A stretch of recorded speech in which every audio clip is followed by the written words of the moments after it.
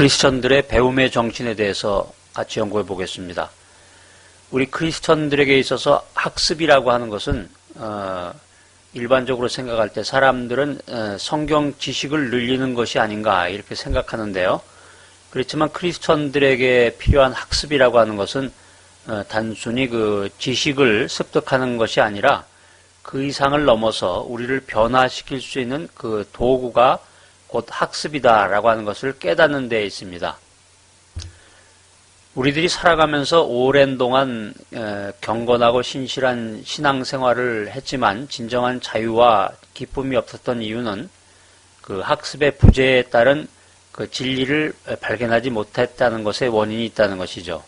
학습을 제대로 하지 못했기 때문에 참 진리를 알지 못했고 그 진리 발견을 못했기 때문에 자유함을 맛보지 못했다라고 하는 그런 결론이 되겠습니다. 그래서 또한 학습이라고 하는 것은 항상 배우는 학생의 자세로서 그 겸손한 마음이 있어야 된다라고 하는 것입니다. 겸손하지 아니하고 교만한 마음을 갖게 되면 사람들은 진리 발견을 할 수 없게 되고 그 진정한 학습의 단계에서 벗어나게 된다라고 하는 것입니다.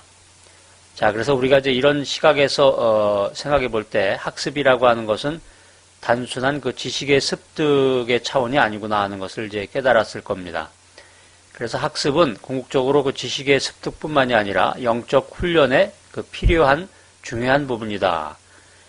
또한 학습의 대상 가운데는 내 자신이 주 대상이 된다라고 하는 것입니다. 내가 무엇에 의해서 다스림을 받고 있는지를 우리는 이 학습의 과정을 통해서 항상 성찰해야 된다라고 하는 것입니다. 주어진 나의 24시간 가운데 학습을 위한 별도의 시간과 장소를 정해야 합니다. 그리고 좀 더 충실한 성경 학습을 통해서 나 자신의 성찰을 하고 나 자신이 더 낮아지는 겸손의 그 시간을 갖고 더 나아가서 하나님과 더 가까워지는 그 영적 성숙을 위해서 우리가 노력해야 한다라고 하는 것입니다.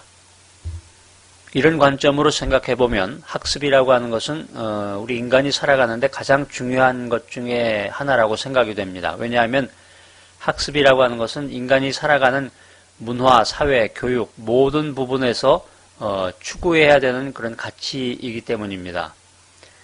특별히 우리 그 크리스찬들에게도 이 학습이라고 하는 것이 중요한 위치를 차지하는데요. 하나님께서 그 호세아 선지자에게 이 백성이 나를 아는 지식이 없어 망한다라고 말씀하신 것처럼 우리 크리스찬들에게 있어서도 학습은 중요한 것입니다. 자, 그러면 크리스찬들이 학습해야 할 세 가지에 대해서 한번 다시 강조해 보겠습니다. 첫 번째는 그 하나님 말씀에 대한 강조인데요. 크리스찬들이 학습해야 할 것 중에 가장 강조되어야 될 1순위는 성경 말씀입니다. 왜냐하면 하나님의 말씀은 무오한 진리이고 흠이 없는 진리의 말씀이고 우리 크리스찬들이 배우고 학습해야 하는 내용이 성경에 나와 있기 때문이라는 것입니다. 디모데후서 3장 16절에서 17절을 보면 이 말씀을 뒷받침해주고 있습니다. 모든 성경은 하나님의 감동으로 된 것으로 교훈과 책망과 바르게 함과 의로 교육하기에 유익하니 이는 하나님의 사람으로 온전케 하며 모든 선한 일을 행하기에 온전케 하려 함이니라. 이미 앞에서 말했듯이 이스라엘 백성이 망한 이유가 하나님을 아는 지식, 하나님의 말씀의 학습 부재로 망했다라고 성경 말씀은 우리들에게 도전하고 있습니다. 그렇기 때문에 우리가 가장 먼저 학습해야 되는 것이 성경 말씀이다라고 하는 것이죠.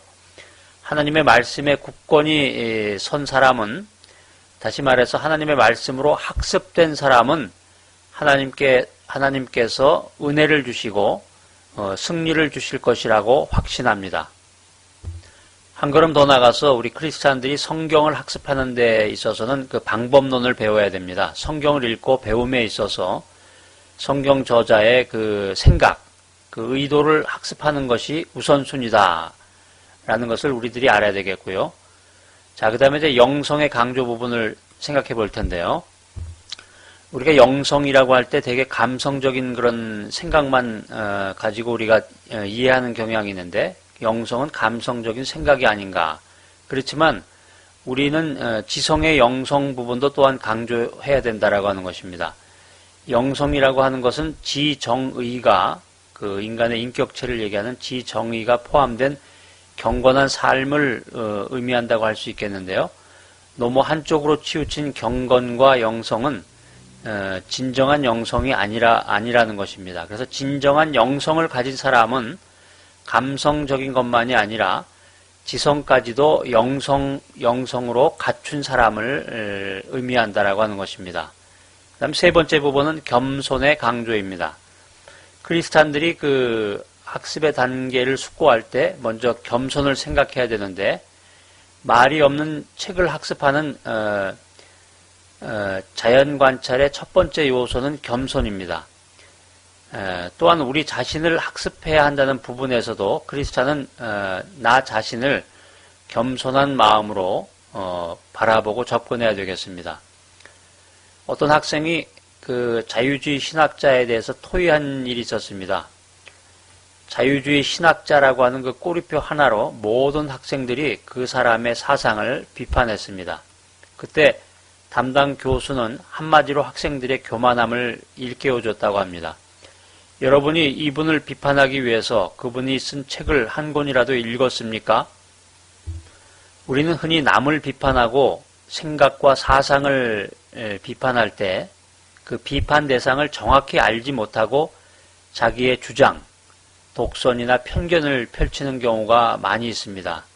제가 조금 전에 이야기했던 그런 예의 경우에도 자유주의 사상을 알려면 자유주의 사상에 관한 책을 한 권쯤 읽어본 후에 비판해야 된다라고 하는 것이죠. 그래서 결론적으로 말씀을 드리면 우리는 크리스찬들의 학습의 훈련을 통해서 세 가지를 살펴봤는데, 첫 번째는 하나님 말씀의 강조였고, 두 번째는 지성에 있어서의 영성의 강조, 세 번째는 학습에 있어서의 겸손 부분이었습니다.